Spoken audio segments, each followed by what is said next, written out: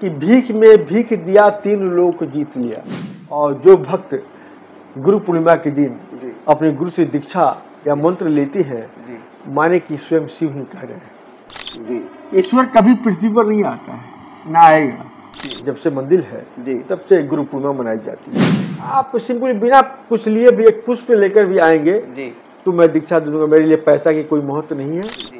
कि कोई भी मनुष्य जो जिसका जन्म हुआ है और जिसका मृत्यु होने वाला है वो शिव नहीं हो सकता है। अभी हम भारत के काफी विख्यात मंदिर जो बिहार के रक्सौल में स्थित, जहां दशमुखी मां साक्षात विराजमान है, जो जगत गुरु वामाचार्य सेवक संजय नाथ जी महाराज जी हैं, तो उनके समक्ष हम आए हुए हैं। आज में आगामी गुरु पूर्णिमा जो काली मंदिर से भव्य रूप से यहाँ पे शोभा यात्रा भी निकाला जाता है, जहाँ पे हजारों की संख्या में साधु संत लोग आते हैं यहाँ पे, और पूरे शहर का भ्रमण किया जाता है। आखिर उसकी तैयारी, गुरु पूर्णिमा की तैयारी कहाँ तक पहुँची और किस तरह से अभी व्यवस्था उसका हो रहा है, तो हम गुरु जी से कुछ बात कर लेते हैं। गुरु जी स्वागत है हमारे चैनल में। गुरु जी आपका धन्यवाद। संजय जी आपका भी काली मंदिर में स्वागत है। गुरु जी, देखा जाता है कि आप जब गुरु पूर्णिमा आता है तो लगभग 1 महीना पहले से ही आप इसमें लग जाते हैं गुरु जी, जहाँ पे हजारों की संख्या में साधु संत भी यहाँ पे आते हैं लोग। तो इस बार की तैयारियां किस तरह की है गुरु जी? इस बार भी लगभग जो विगत वर्ष हुआ जी उससे कम नहीं हुआ, थोड़ा अधिक ही हुआ। हजारों की संख्या में साधु आएंगे जी। और गुरु पूर्णिमा जो इस मंदिर की परंपरा रही है, जब से मंदिर है तब से गुरु पूर्णिमा मनाई जाती है जी। और ये परंपरा को लगभग मैं जब तक जीवित रहूंगा तब तक यह परंपरा चलता रहे जी। ऐसे देखा जाता है गुरु जी की पूरे रक्सौल का भी भ्रमण किया जाता है गुरु जी? हाँ, रक्सौल का भी भ्रमण किया जाता है। सिर्फ इसमें सन्यासी साधु संत बैरागी ही भ्रमण करते हैं, आम भक्तों का नहीं है जी। भ्रमण सिर्फ साधु संतों का नगर परिक्रमा कराया जाता है जी। कौन जानता है कि ईश्वर किस रूप में कब आए हैं जी। तो कम से कम ईश्वर इस नगर की परिक्रमा कर ले जी। नगर का सुख शांति बना रहे जी, धन धान की वृद्धि होती रहे, गृहस्थों को यही चाहिए ना। तो मैं ये प्रयास करता हूँ कि सभी साधु संतों का आशीर्वाद पूरे शहर पर बरसे, शहर पर रहे। ऐसे में गुरु जी, गुरु पूर्णिमा के दिन जो भक्त लोग आते हैं, मंदिर में आते हैं, तो उस दिन किस तरह की पूजा की जाती है गुरु जी? उस दिन क्या विशेष मंदिर में किया जाता है गुरु जी? देखिए, तंत्र में जो जिक्र है उसमें कहा गया है कि आषाढ़ की पूर्णिमा जो होती है वैसी को गुरु पूर्णिमा कहा जाता है जी। इस तरह इसका नाम व्यास पूर्णिमा भी जाना जाता है, इसलिए कि वेद व्यास का जन्म इसी पूर्णिमा के दिन हुआ था जी। और उसके बाद ये व्यास पूर्णिमा से भी प्रसिद्ध हुआ जी। इसलिए कि द्वापर से ही वेद व्यास को जाना जाता है, द्वापर युग से ही जी। इस गुरु पूर्णिमा की ख्याति बढ़ी है। वो वेद व्यास, उसके मेन समझिए कि वेद व्यास के कारण है। और कहा जाता है जी, बहुत लोग मानते हैं कि उस दिन सन्यासी का शरीर स्वयं शिव का शरीर होता है, लेकिन इसको मैं मानने को तैयार नहीं हूँ जी। कि कोई भी मनुष्य जो जिसका जन्म हुआ है और जिसका मृत्यु होने वाला है वो शिव नहीं हो सकता है। लेकिन यह मानता है कि उस दिन शिव की विशेष कृपा सन्यासियों के ऊपर रहती है। और जो भक्त गुरु पूर्णिमा के दिन अपने गुरु से दीक्षा या मंत्र लेते हैं, माने कि स्वयं शिव ही कह रहे हैं जी। वो शिव के वचन तुल्य है जी। और इसलिए जो अच्छे उत्तम सन्यासी होते हैं वो सिर्फ गुरु पूर्णिमा के दिन ही दीक्षा देते हैं। इसलिए कि सन्यासी जो है जी और एक जनरल में बहुत बड़ा अंतर है जी। जो गृहस्थ है वो अपने ईश्वर के दिए हुए चीज में जी, जो ईश्वर ने सब कुछ दिया जी, उसके दिए हुए चीज में वो लिप्त हो गया, जिसने दिया उसको भूल गया जी। और सन्यासी क्या करता है कि भौतिक चीजों को, जो समाज में जो जनरल चीज है उसको छोड़कर जो ईश्वर दिया है उसमें लिप्त हो जाता है जी। इतना ही का अंतर है, बहुत बड़ा अंतर नहीं है। लेकिन हमारी समाज की एक भावना है कि जो ईश्वर में लीन रहते हैं, ईश्वर के करीब हो जाते हैं, कुछ अपना जो खोज करते हैं उस खोज को बताते हैं समाज के लिए, तो समाज की भावना कहिए या प्रेम कहिए, वो खोजने वाले को ही लोग ईश्वर मान लेते हैं, जबकि ऐसा नहीं है। ईश्वर कभी पृथ्वी पर नहीं आता है, ना आएगा जी।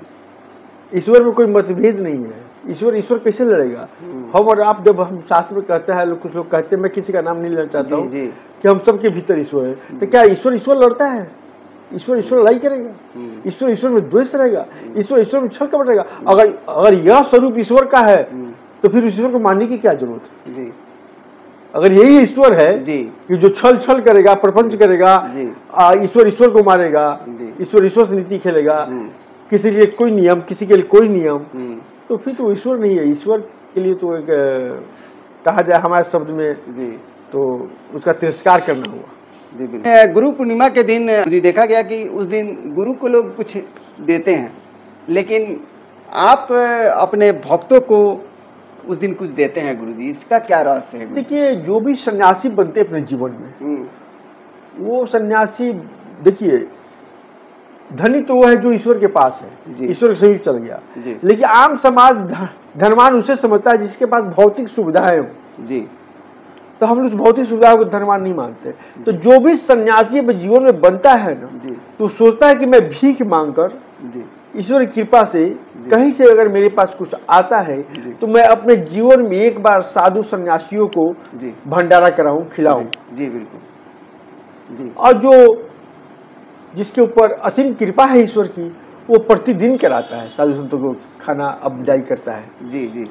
आज मैं उस लायक नहीं हूं कि प्रतिदिन कर पाऊं, इसलिए मैं कोशिश करता हूं कि साल में एक बार जितने मेरे सन्यासी शिष्य हैं, साधु शिष्य हैं, नागा शिष्य हैं, उन सबों को मैं अपनी ओर से भंडारा कराकर कुछ अन्न, वस्त्र, मुद्रा, जो भी मेरी क्षमता है उसके अनुसार दूं। इसलिए कि एक सन्यासी का यही लक्ष्य होता है कि भंडारा करना और साधुओं को दान देना। ये सारे लोग तो ये चीज नहीं करते हैं। यहाँ पे देखा जाता है कि इस तरह की व्यवस्था होती है। एक शास्त्र में एक लोकाचार की कथा भी है जी, कि भीख में भीख दिया 3 लोक जीत लिया जी। जो भीख लेकर भीख देता उसे बड़ा महान कोई नहीं होता है जी।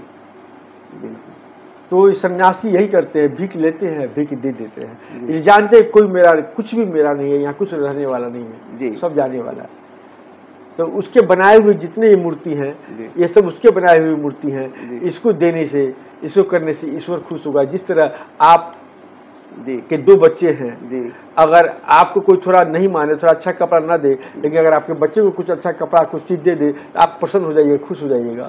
इसी तरह संत चाहता है कि उसके बनाए हुए दूतों को हम दें, ईश्वर हम पर प्रसन्न रहे, हम पर कृपा अपनी बनाई रहे, अपनी भक्ति से दूर ना करें। गुरु पूर्णिमा है गुरु जी, उसके लिए क्या संदेश पूरे देशवासियों को देंगे गुरु जी?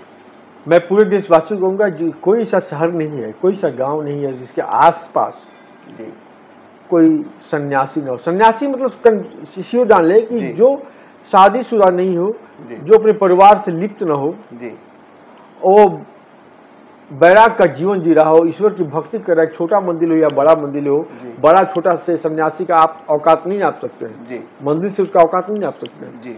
वो सन्यासी है। तो मैं उन लोगों से कहूंगा कि अपने पास जो भी सन्यासी हैं, आप सब गुरु पूर्णिमा के दिन जरूर उनका दर्शन करें, उनसे आशीर्वाद लें।